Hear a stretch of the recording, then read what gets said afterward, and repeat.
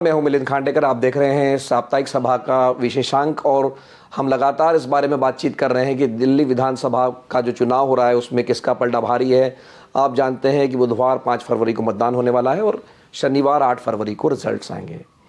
तो दिल्ली विधानसभा चुनाव पर बात करने के लिए मेरे साथ जुड़ रही है प्रीति चौधरी, जो कि इंडिया टुडे की एग्जीक्यूटिव एडिटर है। और प्रीति के बारे में खास बात ये मैं बता दूं कि स्कूटर पर, मोटरसाइकिल पर घूम घूम कर उन्होंने दिल्ली का कोना कोना छाना है। तो प्रीति से हम जानेंगे कि दिल्ली का मूड क्या है। प्रीति, बहुत बहुत स्वागत है आपका। थैंक यू मिलिंद जी। तो प्रीति, सबसे पहले तो यही है कि आपकी एक क्लिप वायरल हो गई खास करके बीजेपी की तरफ से, जिसमें ये कहते हुए बताया जा रहा है, आपका जो लल्लन टॉप का शो था नेता नगरी, उसमें आपने ये कहा कि, या कम से कम उसका प्रचार हो रहा है कि मनीष सिसोदिया और अरविंद केजरीवाल दोनों जो है चुनाव हार सकते हैं। इस तरह की बात आपने कही है। तो पहले तो हम उसी से शुरू कर लेते हैं कि क्या दो बड़े जो चेहरे हैं आम आदमी पार्टी के, ये क्या चुनाव हार सकते हैं या क्या ये मुश्किल में है? मिलन जी, एक तो थैंक यू, आपने ये क्वेश्चन पूछा क्योंकि सोशल मीडिया का जमाना है। कोई भी क्लिप चल जाती है कि ये देखिए, ये कह रहे हैं कि ये हार रहा है, ये कवर कर चुकी है पार्टी को, इनका इंटरव्यू भी ले चुकी है। तो बहुत शुक्रिया कि आपने ये सवाल पूछा क्योंकि ये क्लैरिफाई करने का मौका मिलता है। देखिए, अगर आप इन दो सीट की बात करें, क्योंकि ये बहुत हाई प्रोफाइल सीट है और बोथ नई दिल्ली और जंगपुरा, जैसे इसका अनुवाद इसका लगाया जा रहा है, जो मैंने बहुत लंबी बात की थी हमारे जो लल्लन टॉप शो में है, उसमें ये दो जगह, एक लाइन पहले बोली गई थी, दूसरी लाइन बाद में बोली गई थी। इन दोनों लाइन को इकट्ठा कर कर जोड़ दिया है और इसका बेसिकली इंटरप्रेट किया जा रहा है कि ये दोनों सीट आम आदमी पार्टी हारी। देखिए, मैंने ऐसा कुछ नहीं कहा था। मैंने जो कहा था, जो दिक्कतें हर पार्टी को आती हैं और जो चैलेंजेस हैं वो हर पार्टी के पास होते हैं।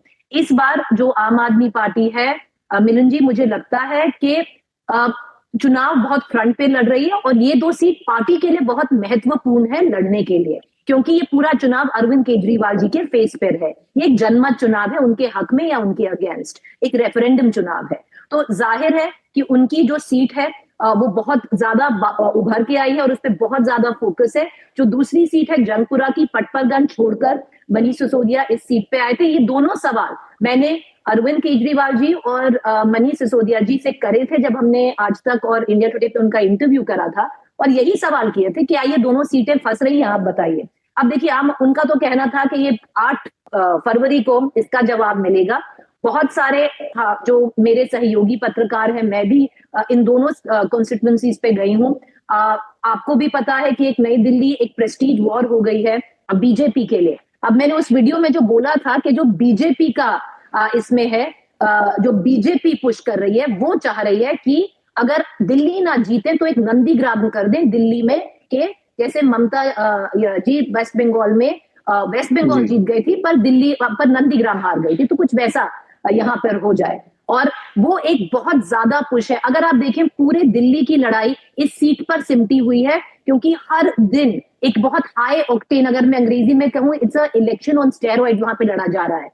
बहुत छोटा है, आपको पता है मिलन जी, 1,09,000 के वोट हैं। उस पर अगर मान लीजिए हम कहें कि 70% पोलिंग हो जाए तो 70,000 के करीब वोट पड़ेगा। और बहुत वो एक छोटा सैंपल होता है तो इन्फ्लुएंस, तो वो जमकर इन्फ्लुएंस शुरू हो रही है। तो जाहिर है आम आदमी पार्टी को उस पर थोड़ा बहुत ज्यादा फोकस करना पड़ रहा है। आम आदमी कह रही है वहां पर गुंडागर्दी हो रही है, बीजेपी कह रही है देखिए अरविंद केजरीवाल सीट हार रहे हैं। मैंने एक और चीज उस पर मेंशन की थी उस वीडियो में कि 1200 सीटों से बीजेपी आगे चल रही है। मैंने ऐसा नहीं कहा था। मैंने कहा था जो बीजेपी का लास्ट सर्वे हुआ है, हर पार्टी सर्वे करती है, किसी ने मेरे में कन्फाइड किया था कि बीजेपी से, कि बीजेपी के सर्वे के मुताबिक इस वक्त अरविंद केजरीवाल जी वहां से 1200 वोटों से आगे चल रहे हैं। और आम आदमी पार्टी भी बहुत सारे सर्वे करती है, तो उनके हिसाब से पहले 6%, अब 10% से अरविंद केजरीवाल आगे चल रहे हैं। मैंने ये बहुत विस्तार में बोला था। Thank you for clarifying.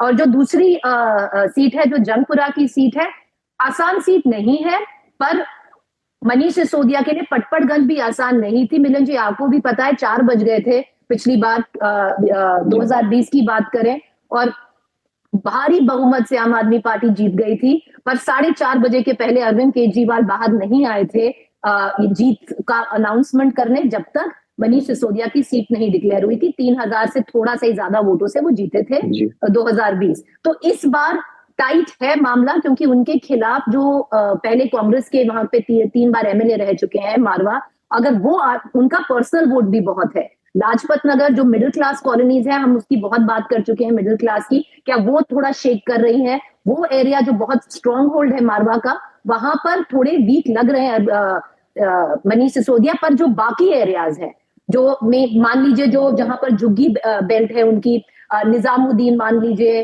जो तमिल वोट है वहां मान लीजिए, जो स्लम क्लस्टर्स है वहां पर काफी स्ट्रॉन्ग है अभी मनीष सिसोदिया। तो टक्कर की लड़ाई है, कोई भी निकल सकता है।